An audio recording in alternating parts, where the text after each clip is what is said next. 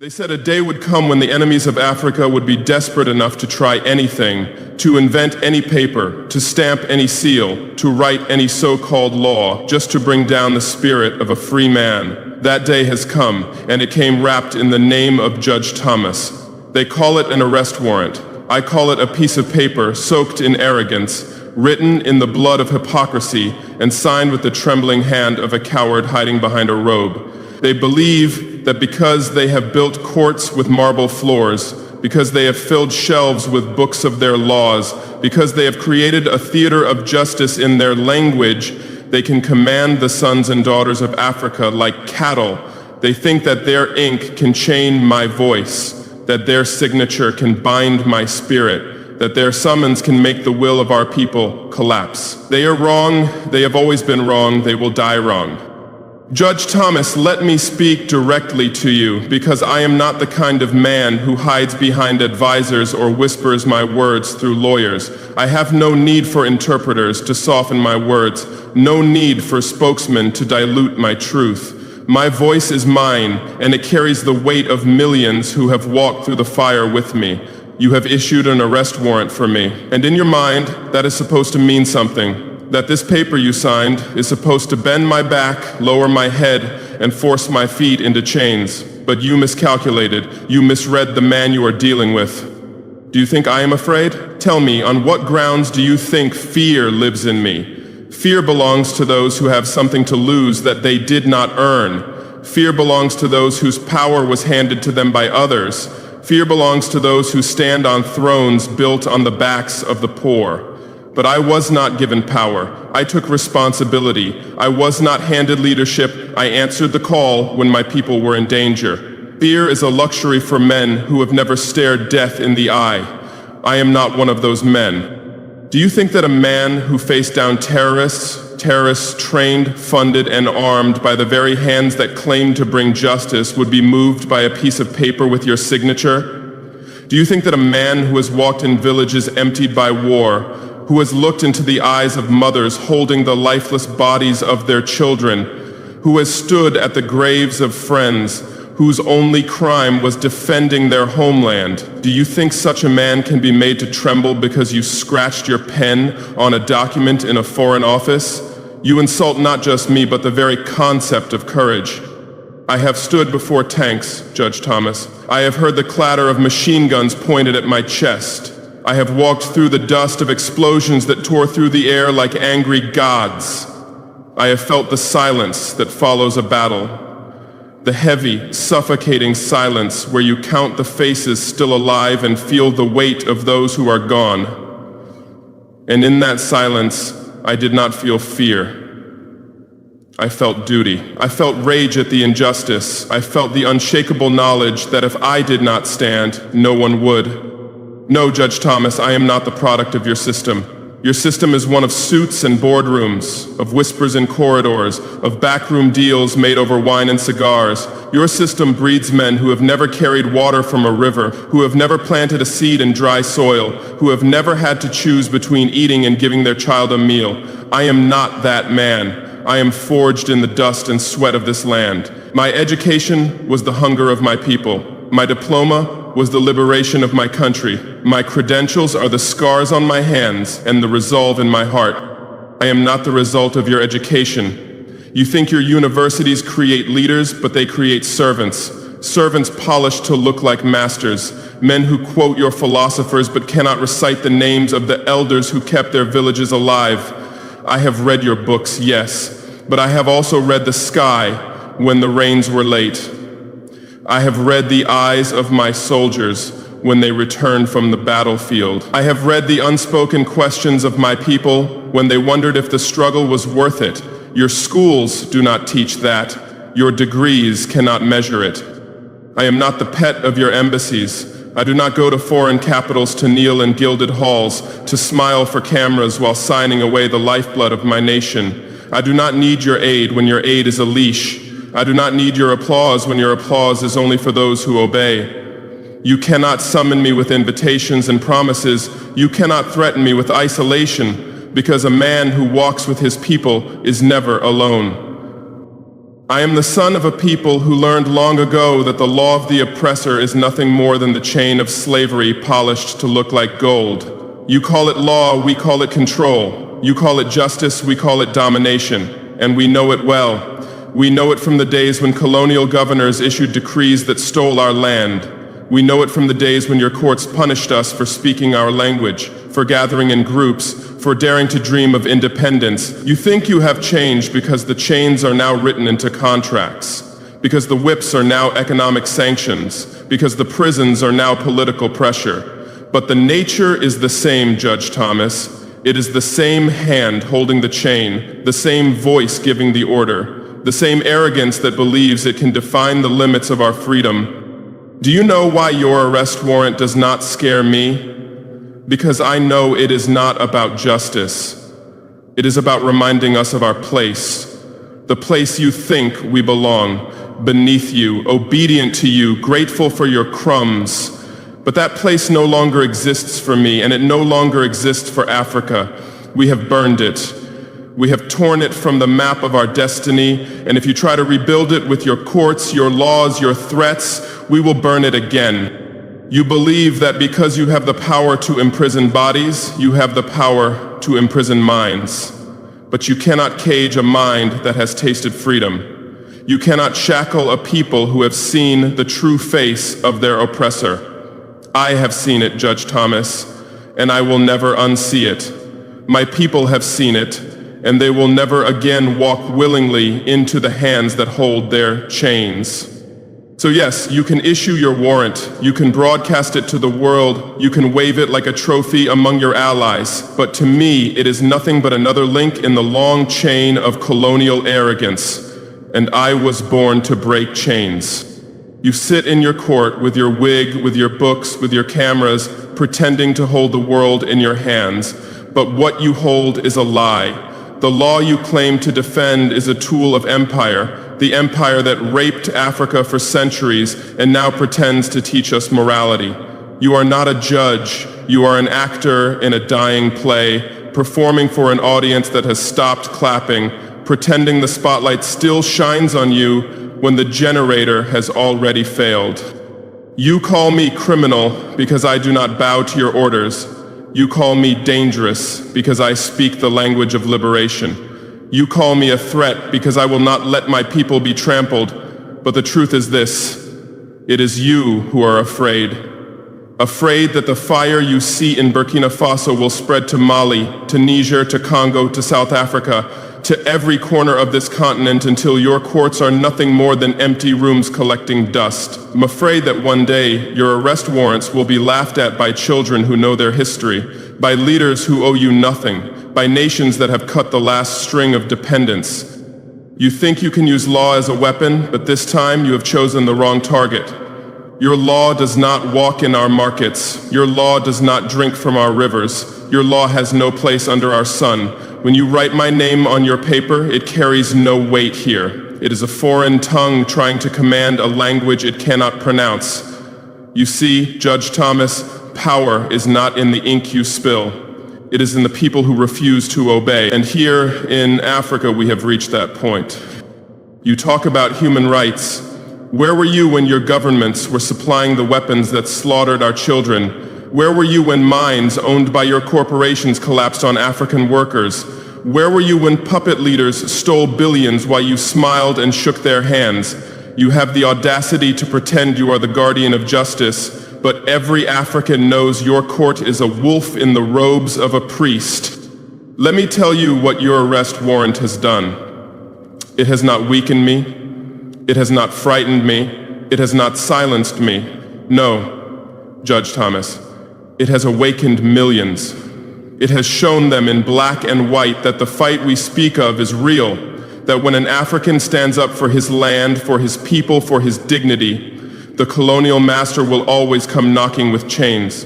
You thought you were humiliating me, but you have revealed yourself. You thought you were isolating me, but you have united my people. You thought you were ending my influence, but you have multiplied it 1,000 times. When the slaves of old escaped the plantations, they were hunted, chained, beaten, and yet they kept running. Today the chains are legal documents, the beatings are sanctions, the hunts are arrest warrants. but the spirit is the same. We will keep running, not away from you, but toward our freedom, toward our destiny, toward the day when no African leader will need to explain to the West why he chose to serve his people. I know your type. You are the kind of man who believes history began when Europe wrote it down. You think your institutions are the pinnacle of civilization. You cannot imagine a world where Africa stands on its own feet. And so when we rise, you panic. You scramble to invent charges, to issue warrants, to intimidate, to divide. You cannot fight us on the battlefield of ideas, so you try to drag us into the courtroom of your making, where the jury speaks your language, where the rules bend to your interests, where the sentence is written before the trial begins. But here is where you miscalculated, Judge Thomas. Africa is no longer a courtroom where you can play God. It is a battlefield where the people are the judges, the witnesses, and the executioners of history's verdict. And their verdict on you is clear. You are guilty. Guilty of arrogance, guilty of hypocrisy, guilty of trying to enslave a continent that has already broken its chains. I will not come to your court. I will not recognize its authority. I will not dignify its hypocrisy by standing in your dock. If you want me, come and get me. Come to the streets of Ouagadougou. Come to the villages where the soil has been fed with the blood of martyrs. Come to the markets where women sell the food their hands have grown. Come to the schools where children shout my name, not because I am perfect, but because I am theirs. Come, Judge Thomas, and see if your paper can protect you from the will of a people who have had enough. You can send your threats. You can send your envoys. You can send your soldiers. We will bury them all in the same ground where we buried the idea that Africa belongs to anyone but Africans. You may control your court, but you do not control our hearts. You may write your laws, but you do not write our destiny. Judge Thomas, your arrest warrant is not a weapon. It is a confession. It is proof that your system is scared, that it is losing, that it cannot stop the tide. You thought you were summoning me, but in truth, you have summoned Africa. And we are here. We are awake, and we will never bow again. So keep your paper, keep your court, keep your titles and your robes. They are relics of a dying order, the last ornaments of a system that has no life left in it. We have no use for them here. We have no use for laws that were never written with our names in mind, for judgments that were carved in stone long before we even spoke a word in your language. You hold these things like they are treasures, but to us they are nothing more than shackles polished until they shine, a golden cage built to make the prisoner forget he is imprisoned. Justice does not wear wigs. The wigs you wear in your courts are symbols of an age when men like you believed they could own the world. They are the costume of empire, the disguise of colonial rule. You wear them like crowns, believing they grant you wisdom, but they only reveal your foolishness. In Africa, justice has no need to dress itself up in the hair of dead animals. Justice here walks barefoot, feels the soil beneath its feet, looks its people in the eyes, and speaks the truth without hiding behind costume or tradition stolen from another time. Our justice is in the hands of the farmer who refuses to sell his land to a foreign company. That farmer is not educated in your universities. He has no degrees hanging on his walls. He cannot quote your philosophers or your legal scholars, but he knows something far more powerful. He knows that the land is life. He knows that to sell it is to sell the breath of his children, the future of his community, the soul of his ancestors. You cannot bribe that kind of knowledge. You cannot intimidate it with threats. You cannot drown it in legal jargon. That farmer standing in his field with a hoe in his hand is a greater defender of justice than all your courts combined. He will not bend. And when you come for him with contracts and promises of wealth, he will send you away with the same answer his fathers gave before him. This land is not mine to sell. It belongs to those who will come after me. Our justice is in the fists of the young man who refuses to join the army of an oppressor. That young man is not a soldier by training, but he is a warrior by spirit. He knows that to wear the uniform you offer is to carry the flag of his own subjugation. He knows that your wars are not his wars, that your enemies are not his enemies, that your victories will never be his victories. And so, when you try to conscript him, to lure him with pay, to promise him a seat at the table, he will look you in the eye and say, I will fight, but not for you. I will fight for my people, I will fight for my land, I will fight for the right to wake up tomorrow free. That defiance is justice, Judge Thomas, and no courtroom on earth can prosecute it. Our justice is in the voice of the mother who tells her child that he was born free and will die free. She does not read this from a law book. She does not need a constitution to validate her words. She carries this truth in her heart, in her bones, in the stories her grandmother told her under the moonlight. This mother has seen the world try to cage her people. She has seen soldiers march through her village. She has seen the hunger of famine and the cold eyes of men who came to take what was not theirs. But through it all, she has kept that one truth alive, that her child belongs to no master, to no court, to no empire. When she says you are free, she is writing a law greater than any you have ever passed, one written in the soul, one enforced not by police but by the unbreakable will of a people. That is the justice you cannot touch, Judge Thomas. That is the justice your arrest warrants cannot chain. You can send 1,000 soldiers, you can send 1,000 papers, you can send 1,000 threats, it will make no difference. Because the justice we speak of is not written down. It lives in our daily acts, in the choices we make, in the refusal to bow. You cannot lock it away because it is not a man, not a building, not a government. It is a spirit that moves from one generation to the next, untouched by your decrees. This justice will outlive your court, your empire, and your name. Long after your court has been reduced to ruins, long after your empire has been reduced to a chapter in history books, long after your name has been forgotten except as a cautionary tale, this justice will still be here. It will be in the calloused hands of the farmers who plant seeds in the same soil their ancestors defended. It will be in the eyes of children who walk to school without fear of soldiers. It will be in the songs sung by old women at the market, songs that speak of victory over those who came with chains. And let me tell you something, Judge Thomas. The more you try to destroy this justice, the stronger it becomes. Every time you arrest a leader, another rises. Every time you silence a voice, 100 more begin to speak. Every time you burn a village, the survivors rebuild it with stronger walls. You cannot kill what you cannot see, and you cannot see the roots of this justice because they run too deep. They run through the blood of our martyrs, through the sweat of our workers, through the dreams of our youth. Your justice is fragile, Judge Thomas, because it depends on obedience. Ours is indestructible because it depends on defiance. Yours requires the fear of punishment. Ours requires only the memory of oppression. Yours is guarded by police, ours is guarded by the people themselves. You can lose yours with the stroke of a pen. Ours can only be lost if we forget who we are, and that will never happen again. So keep your paper, keep your court, keep your titles and your robes. We will keep our land, our dignity, and our freedom. And when the day comes that your court collapses under the weight of its own lies, do not expect us to mourn. We will not send flowers to your funeral. We will not write tributes to your memory.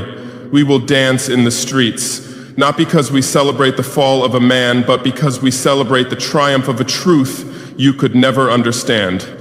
And in that celebration, there will be no mention of Judge Thomas. There will be no mention of your arrest warrant. You will be a footnote, a forgotten chapter in the story of a people who refused to kneel. The only names remembered will be those of the farmers, the young men, the mothers, the ordinary Africans who stood taller than your court, who spoke louder than your gavel, who carried justice not in their pockets, but in their souls.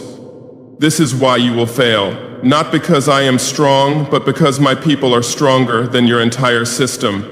Not because I am fearless, but because fear has no place left to live in Africa. Not because I am a leader, but because I am one among millions who have woken up to the truth that we owe you nothing, not our obedience, not our respect, not even our attention. You are an echo of a past we have already buried, and we will not dig it up for your amusement. So keep your paper, Judge Thomas. Frame it, hang it in your office, show it to your friends.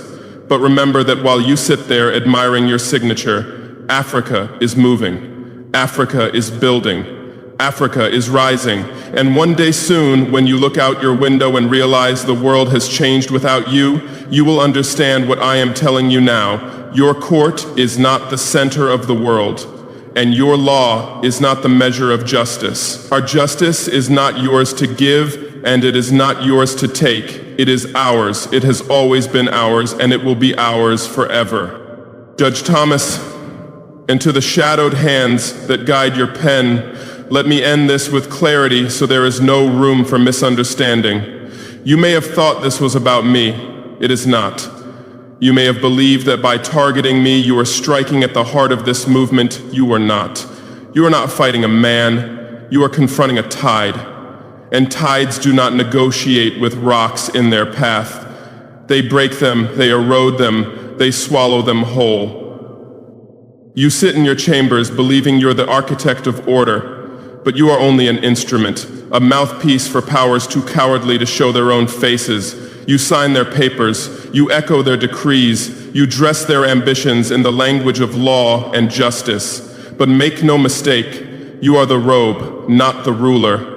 Without their whispers in your ear, you are nothing more than a man in a costume holding a hammer and pretending it is a sword. To your handlers, those in the embassies, the boardrooms, and the intelligence offices, understand this. Africa is not yours to manage. We are not your laboratory, your extraction site, your military playground.